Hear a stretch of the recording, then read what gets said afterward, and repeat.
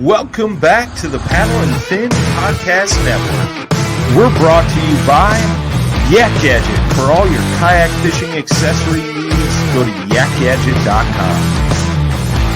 Pelican cases, coolers, and lighting. Go to pelican.com. The 153 Bait Company. For all your hard and soft bait needs, go to the 153anglers.com. Now let's get this show started. All right, everyone. Welcome back to the Mindset Podcast on the Paddle and Fin Network.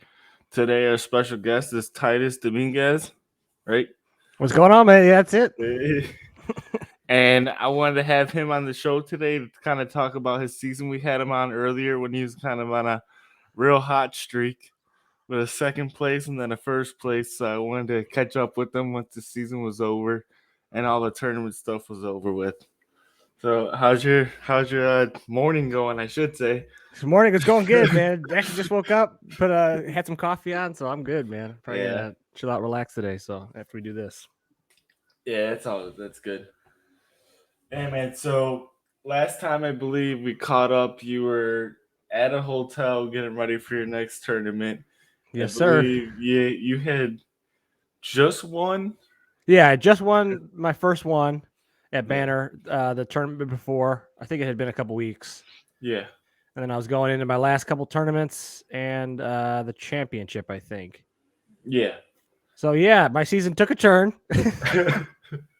Went down. I was on the hot streak of the heater, and that wrapped up pretty quick.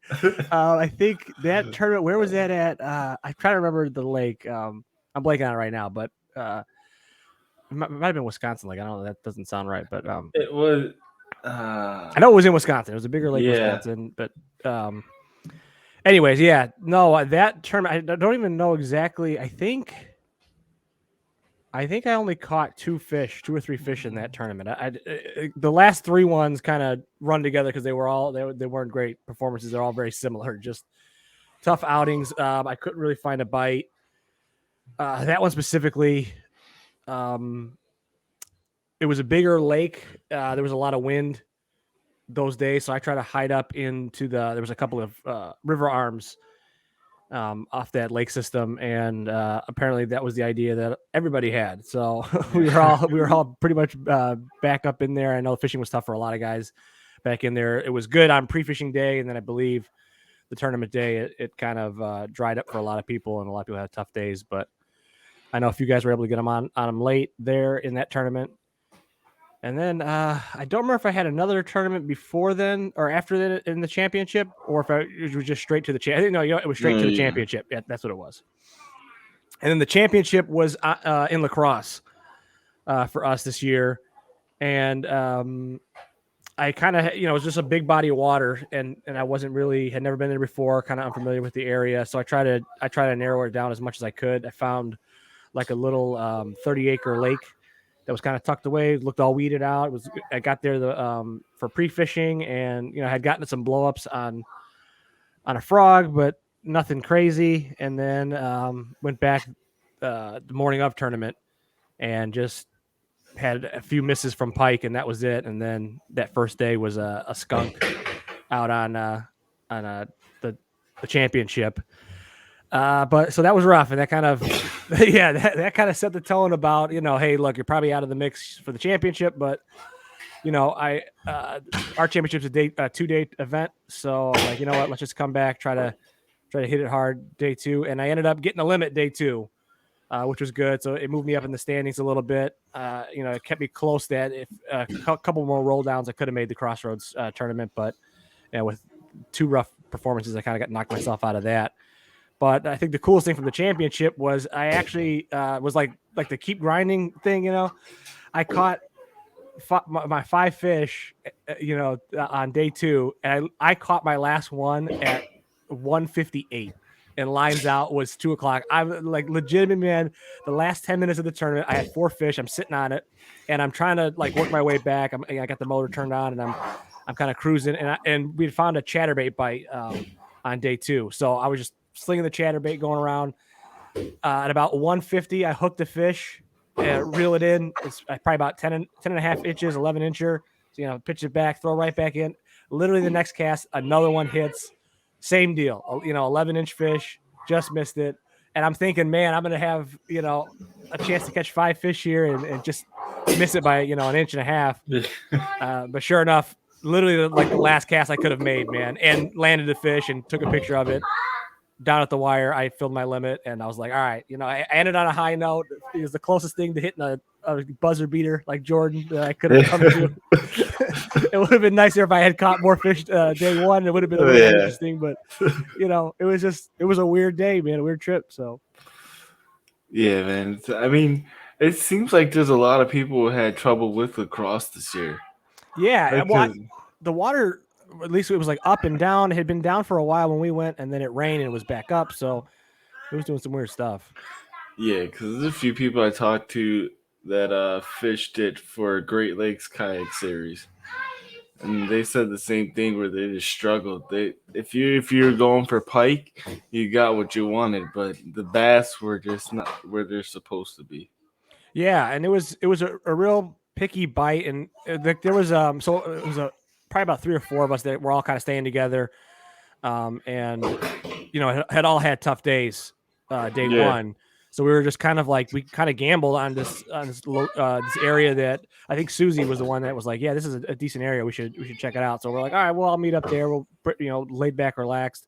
I don't think I even got on the water until after lines in and stuff. And we were kind of taking it a little easier, a little slower. And I don't even think I caught fish until about 9-10 o'clock. And it was getting to the point where I was like, man, I got to start catching something. And we just kind of figured out that they were just kind of on motion baits, moving baits, something with a blade, underspin, stuff like that. Yeah. And then that's when, I tied on a chatterbait, which is kind of one of my go-to baits. And so being able to do that gave me a little confidence in, what I was throwing and kind of where I was throwing it. And then I started getting hits. And I actually caught a pretty nice one. I think it was like a 17-incher, which was one of the bigger ones of the, at least in our group that was there that we had caught. We were all catching like 14s and 15, stuff like that. It wasn't anything crazy, but we were just, trying to get a limit. But I happened to catch a nice one kind of tucked in this cove. And I think we found, it was a real specific bite of, it was like a deep cut, like it dropped to like 6 feet in this one little area right outside of like a mouth of a channel. And there was fish sitting in there, and there was kind of a good pattern we could repeat up and down the river stretch. We found any little deep pocket like that, especially if it had a little current or a little, connection to it, they were there, and then that kind of helped us out. So nice. All right. So next question is, what do you think you improved on this year? Will be the first question, okay. and then after that, we'll go into what do you think you can do better. Do better the next year. I think for what I improved on this year, I would just say like my focus on like what I bring to the tournaments with me, like the gear and stuff like that. Like I really narrowed down what I like to use. I think in the past I maybe was bringing too much stuff or kind of overthinking what I wanted to throw and having 10 different presentations going and all this, like ready for anything. And now I kind of I know what I like to use in a tournament setting. I have my confidence baits. I just kind of go with those. And, usually one of them is going to pop, whether it's, a Texas rig, chatterbait, or, whatever, my 4 or 5 things I really like to do. I'm usually able to find something, but that was something I think I really improved on, narrowing that down. And then just being a little more relaxed going into tournaments. And that's kind of, you always get nerves, I think, just because it's a competitive thing. You want to have the excitement, see what's going on. But I'm definitely, it's less of a, like tension in the morning, and I'm a little more relaxed, like a little more ready to go out fishing. And I think that helped a lot because kind of coming in nervous and overthinking stuff like that, I kind of put me in the back seat a lot of times. And this year, even when I wasn't doing good, I had 2 poor tournaments to end the year. I had 2 good ones to start, but even those bad ones, normally I would be huffing and puffing, getting off the water, or mad, kind of beat myself up what I could have done. And this year I knew, like, hey, I did what I could. The fish either just weren't there, or I wasn't in the right spot or throwing the right thing. And it's a lot easier to kind of do that when you've won a couple of tournaments and you can do it. But that was definitely something I improved on, my attitude overall. Yeah. Nice. That's good. And then what do you say? The thing I could do better? Ooh, yeah. I think maybe maybe like research is probably what I can work on more. I know like for lacrosse, that one specifically, I had really been it's such a big area, and I wanted just to narrow it down, man. And I narrowed it down, but I think I narrowed it down too much, and I kind of put all my eggs in this one basket of like, all right, if this little spot is on, I'm gonna have it all to myself, and it's gonna be great. And it was funny because I actually met up with I think there's 3 or 4 guys there from our club. So we all kind of had the same idea. When we were talking afterward, we're like, yeah, that was the idea. So, but I think if I had looked at it a little bit more, I could have found a couple of spots. Like I think Alan, who we was staying with, he had found like this one spot off a drain pipe or something that he went and got his limit both days, just like quickly in the morning. And that was something I was thinking about. I was like, oh, something like that where you can find a couple of areas you can try and then jump around to spots at, that could help you out. Cause I saw that, he was able to get a couple of fish to get him started and then go and try to, fill a limit somewhere else or something like that. So I think just general research, probably a little more time study on that stuff. Yeah, I normally try to pick a few different spots. It also depends on how many days do we have to pre-fish. Yeah. Sometimes we only got one day to pre-fish, and we're trying to hit everything at once. Yeah, and that was with lacrosse. I mean, I think we talked. It was like 60 miles or something, or 80 miles of river, and it was like, yeah, man. There's no way I can see all of it. There's no way I can, try, 3 different styles. I have to kind of just pick something and go. And so I was like, all right, let me narrow it down. And I think we were fishing. Is it? It's not Oconomowoc. That's another Wisconsin lake. But there's that one big lake on lacrosse that is pretty popular and people have done good at. So I went and checked that out. And, the fish just weren't there. And that was it. So it was like, if you have that plan, you go and they're just not there. What are you going to do, man? Yeah, that's true. That's true. Yeah, man. Because I know last time we talked, when you were getting prepared, and then I talked to you after the tournament, you're like, man, it didn't go as good as I thought it was going to. It didn't, because and the other thing, maybe the pre-fishing thing, that was so, when I was talking to you before, I had just won, I had some good pre-fishing where like I only had a couple of bites, but that gave me enough to figure it out on tournament day. So this is probably something else I can improve on too, is that, so then I was kind of really relying on that in my next 2 tournaments. So I had gotten a couple of bites at that next lake, but it really wasn't as good as I thought it was. But because of my past, like the past success, I was kind of like, oh, okay, if I only have 2-3 bites here, I think I'm good. You know what I mean? And I think I was relying on that too much instead of really trying to explore some different bites or kind of figuring out like, hey, are they really here? Or am I just kind of getting 1 or 2 random bites? And especially with lacrosse, that was kind of what bit me because I had a couple of frog bites in the morning at my first spot and I just left. I'm like, I'm going to leave it alone. I'm not going to wear these guys out. But, they had missed the frog and I hadn't seen them. I didn't know what kind of fish they were. But I was like, this is enough. I'll come here. I should be able to get 3 or 4 fish, maybe a limit, and then be able to leave. And when I got to the second day, one came clean out of the water and it was a pike. And that's when I knew. I was kind of like, oh, these were pike yesterday. They were missing yesterday and they're not even close today. And, I was talking to Brian Butters afterward and he was like, yeah, I had frog bites in there, but it wasn't enough for me to come back. And he didn't come back. He went somewhere else and tried something different. But, he kind of understood that bite better. I'm not, wasn't a super strong frog fisherman. So I was thinking, all right, I had a couple of blow ups. I can come back and grind these out. And that wasn't the case. And I think that was something maybe I was, a little too reliant on what I could do tournament day versus actually learning on pre-fishing day. Yeah. Yeah. I mean, I've had a couple of those too, man. And then I've also had days where I didn't catch anything in pre-fishing and I figured it out during the tournament. So it can always go back and forth. It's just about, like you said, keeping it positive and just kind of grinding it out sometimes. Man, yeah. Because a lot of those tournaments you grind it out. There's very few days where you got to figure it out the morning of. And you're just out there catching giants. That's what you're always hoping for, man. If it works out, you're like, this is great. Yeah.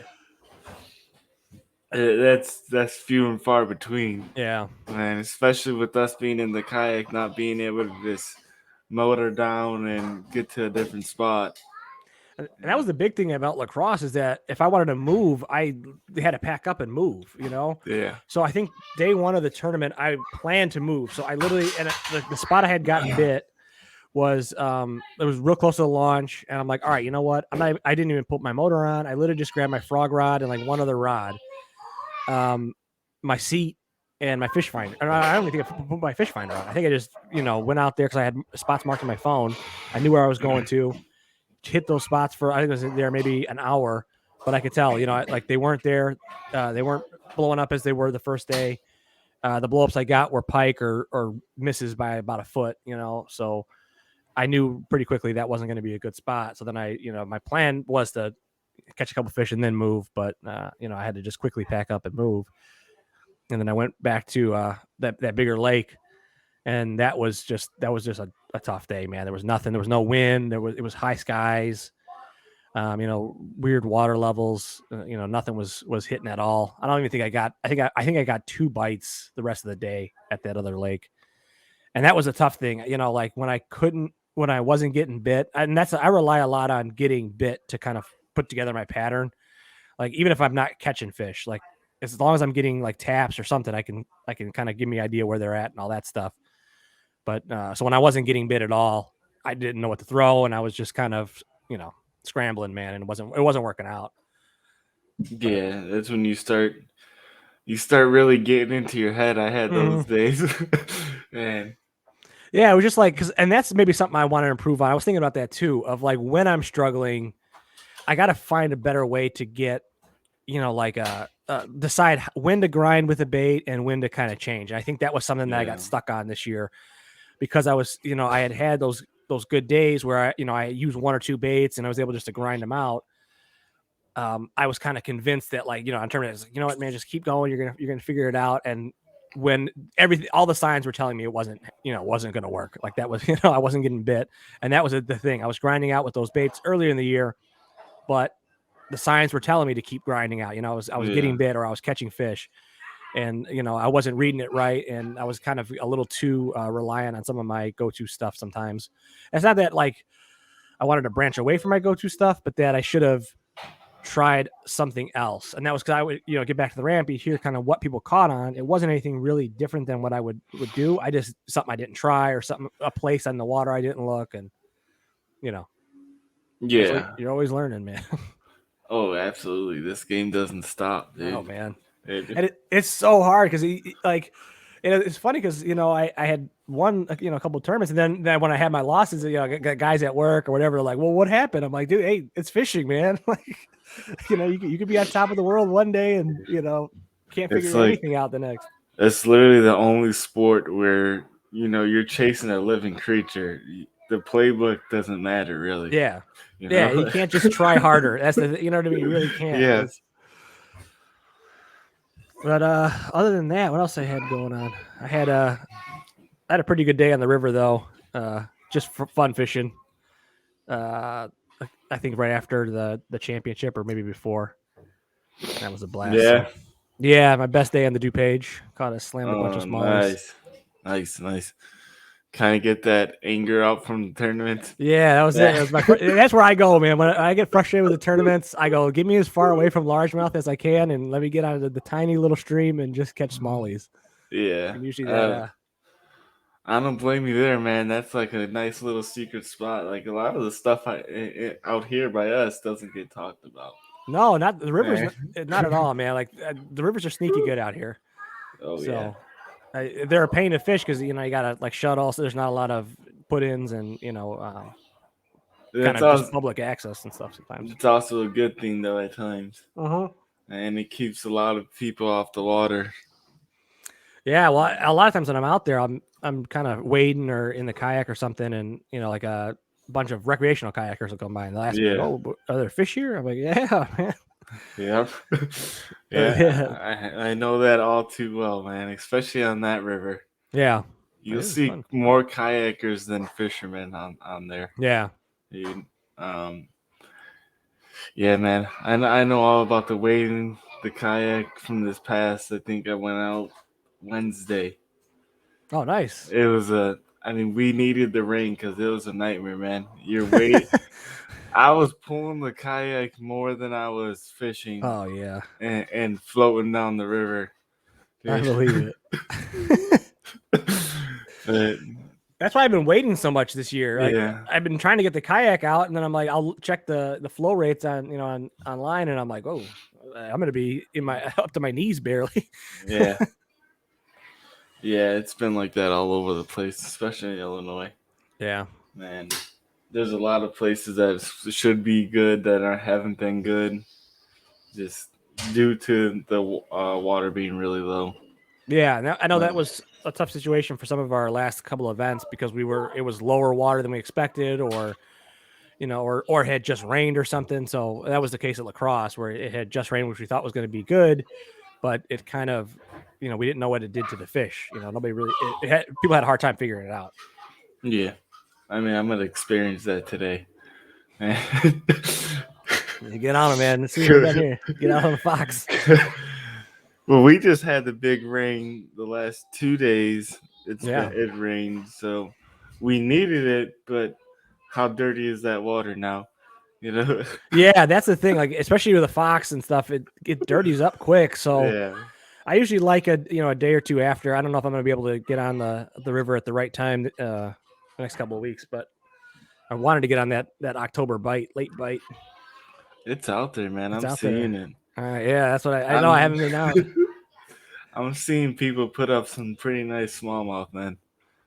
They're putting up smallmouth, and I'm out here chasing muskie. Hey, there you go, man. You get one of those though. That'll look real nice on a post. Oh yeah, dude. It's kind of like that mental game though. Like I've been trying to get this muskie for 5 years on a fly rod. Oh yeah, Dude. Yeah. Have you caught a muskie before? Or, I've caught muskie on gear. It just when I get on the fly. I want to get it on the fly rod, and it's been that 5-year grind. Dude, that's gonna be insane. When it happens, if it happens, we got a whole show planned out for it too. Oh, nice. Already. Yeah. That's awesome, man. I mean, the spot you're talking about going to, it's a good spot. So I know I know there's muskie there. I've seen them caught there. So hopefully you can get on them. I know that was I caught my first one last year randomly. Actually at Patterson. Yeah. Yeah, on a frog. So it was really weird. I didn't know they were in there. And then I was like, I texted my friends because I thought it was a pike when I brought it in. I never caught a muskie. Yeah. I don't really fish for them all that much. And then I sent some pictures to my buddies, and they're like, "Yeah, dude, that's a muskie." Like, oh, sweet, I can knock that one off the list. Yeah, I told Brian this is my deer hunting. This is once tournament season's over and we get that first wave of like fall weather. Yeah. That's all I think about is, all right, it's muskie time. Nice. So you kind of do what I do with a smallmouth. As soon as the tournament season's over, and you said you get that cool, those crisp mornings and stuff. That is like my signal to get my waders on and my lightweight my light rod. Yeah. Just go for smallies. Yeah. Yeah. So is it kind of like a breakdown for you then at the end of the year? You just kind of like to, not have to think about different stuff, or you kind of just like the trophy hunting aspect of it? For me, it's just I know I probably would do muskie all year long, but I know once that water hits 75 degrees, it's kind of unhealthy for them to be caught. Oh, okay. They'll swim away when you catch them, but they probably won't survive the rest of the day. Oh, wow. Yeah. Yeah. I didn't really think about that. Yeah. So if you want to be a part of any muskie groups, don't catch them. Yeah. Don't catch them this summer. They're real big on that. All right, let me catch these things. Yeah. Yeah. They're such cool fish, Yeah, it's kind of that freshwater, apex, top of the food chain. More of the allure of the fish than it is the fight. Oh, okay. At least that's what I've been told. Yeah. Yeah. I mean, I've seen some pretty good fights with them, Yeah, but a lot of them are using these like big broomstick rods, so you kind of miss out on a lot of that fight. You know, and now that I'm thinking about it, the guys that I've seen the fights of, they catch them on bass gear, like on accident. Yeah. And then you're fighting them out. Okay. Yeah, because I think I got one musky rod and it's like a broomstick, man. Yeah. Like it's 8 foot long, dude. Oh, You're man. using What kind of like reel you put on that? it's like that ambassador reel. Oh, yeah. Yeah. It's that big old. Yep. He's a piano wire or something, man. You're throwing baits that are 3 ounces. That's Dude. big. Yeah. It's way easier on the fly rod to throw a fly out there than something that's 3 ounce. Yeah. You just use like big streamers for the flies? Yeah. Okay. Yeah. I tie all my own.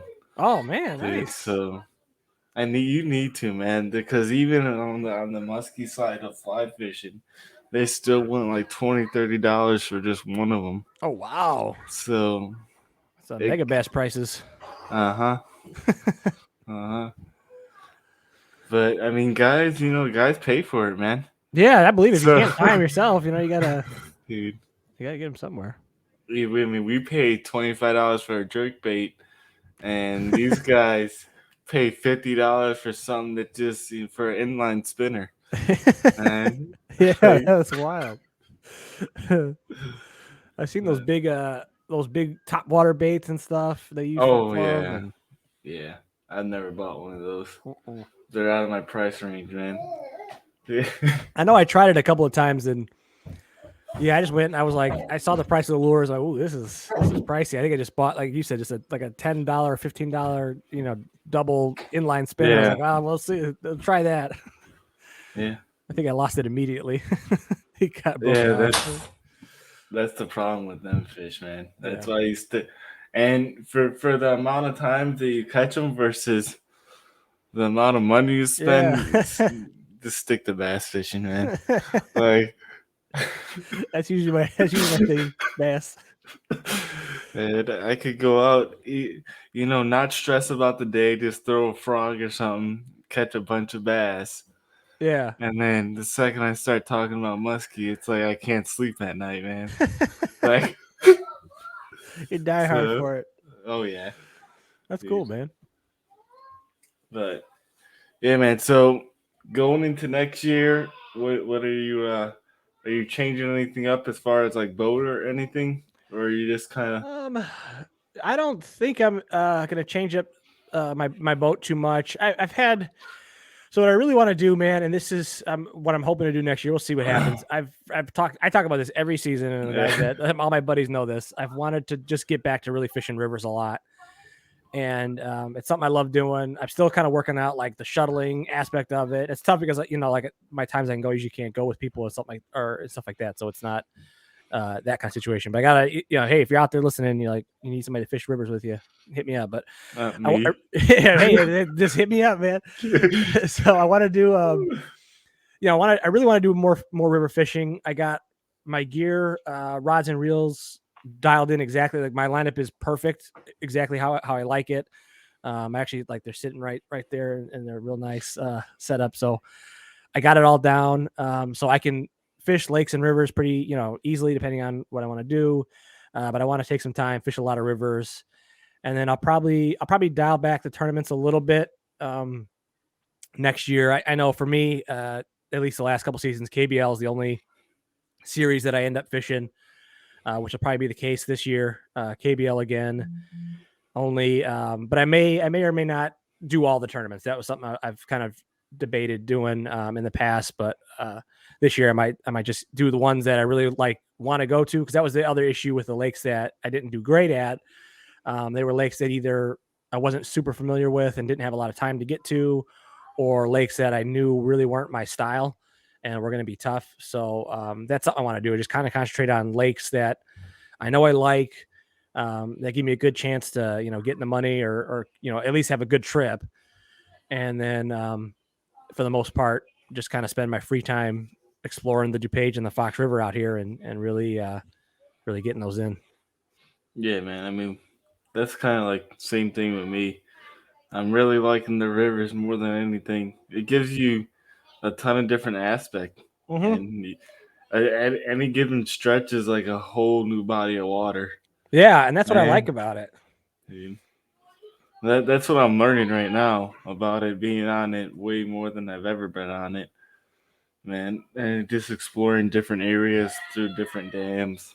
Yeah, and I like the fishing on rivers better. I feel like it's a little I think it's a little easier in my opinion because I think like is. it's like things are more obvious. You know what I mean? The structure's more obvious instead of like a big flat lake where you're like, all right, I don't know what's underneath here. Okay.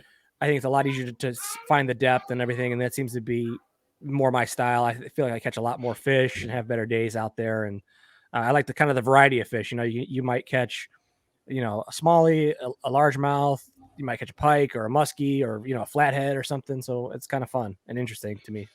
Yeah, I know definitely.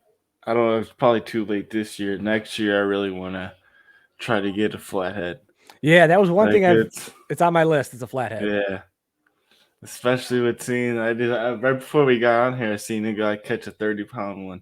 Oh, On the Ned rig with 8-pound oh, test, yeah, dude. no, that's a wild. They could be fighting that guy a long time. Dude.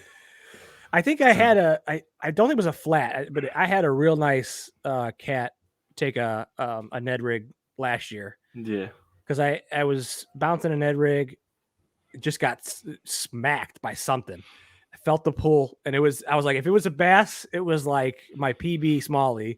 But then I kind of saw the tail, and it was a little forked. I think it looked a lot like a cat. And I'm like, if it was a cat, that was a nice cat. That would have been fun to catch, but it broke me off. So Yeah, I had some earlier this when I was practicing for the Fox River event. I had one bend a hook out. I don't know exactly what it was. It couldn't have been a smallie because I was catching smallmouth on that thing all day. Yeah. And the hook didn't bend. And some just grabbed it and just took off. Ooh, straightened it out. And I had him on for like 2-3 seconds, and then it just popped out. Yeah. And I looked at the hook. The hook was like almost straight. Wow. Yeah, that would have to be a cat. I mean, smallies can do it depending on what Ned rig you have. When I use the just the basic Ned rigs, they'll bend them out occasionally, but yeah, that's always the worst when you don't see it. Because damn it. It had to be like a cat or a carp. It had to be one of them because it kind of dove for the bottom. Smallmouth really won't dive for the bottom. Yeah, they just do that straight up. Yep. That's the worst. Yeah, I know. I still wish I would have caught that one just to see kind of what it was. Yeah. But we always get those. And my thing is like, just let me see it. You know what I mean? Even if it comes off, if I know it was a cat, I'm like, okay, I can relax. Yeah, but then at the same time, I was fishing with Brian on his lake, and I catch a pike on 6-pound test in the drop shot. Holy crap! Yeah, surprised you were able to get that thing in, man. Yeah, I was too, and that thing has teeth and everything else, and I didn't know. I didn't know what it was till I had it in the net. I'm like, this isn't fighting like a bass, but. Yeah. Man, he's like, oh yeah, that happens all the time here. The pike they pull differently and stuff, and I've gotten better now about knowing. I can tell kind of when I have different fish. I'm pretty familiar when a smallmouth hits. Like I can say the way they run, the way they jump, especially like on a river. Like when I'm fishing, and sometimes I'll feel that change in the fight, and I'm like, oh, this is weird. And then it's usually a largemouth. Yeah. But those smallmouth, man, or the same thing with like the pike. Sometimes they just run differently or pull differently. Yeah, for sure, man. All right, dude. So we covered pretty much everything I wanted to cover with you. I just wanted to catch up with you. Yeah, I know the last time we had kind of spotty service and everything, and yeah, it's good to get back on with you. Yeah, for sure. And I'm sure we're gonna do this more often. Have you on. Yeah, that sounds good to me, man. Especially in the off season, I got nothing else going on, so I love talking fishing. So he's like, "Hey, man, come on." Absolutely, get ready for the next season, and hey, maybe if we get out on the river. I'm available pretty much every day, man. Okay, well, you know what? This next week I'm kind of got some stuff going on, but the week after I'm at home. I'm on vacation, but just at the house. So maybe if I get a day to sneak out, I'll hit you up. So yeah, for sure, dude. Let's I'm get out always, there. especially for the river, I'm always Yeah. available. All right, it's good to know, man. 'Cause, again, I'm always looking for people. Like, hey, come on, let's go. Yeah. Yeah, dude. I appreciate you coming on, man. Yeah, not a problem, man. Thanks for having me. And yep. Other than that, everyone have a good week, and see you guys next time. Thanks for tuning in to another killer episode on Paddle and Fin. Don't forget to go check out our website at paddle_n_fin.com. Don't forget to check out the YouTube channel at Paddle and Fin. If you got a question, comment, want to hear from a future guest on a future episode, feel free to email us at paddle_n_fin@gmail.com. Don't forget to follow us on social media at Paddle and Fin on Facebook and Instagram. Shout out to our show supporters, Angler. The Angler button and app just makes for a better time on the water and creates a virtual logbook for every fishing outing out on the water. Shout out to Rocktown Adventures, located in Northern Illinois, for all your kayaking, camping, and hiking needs. Shout out to Jig Masters Jigs. When in doubt, get the jig out. Go to jigmasters.com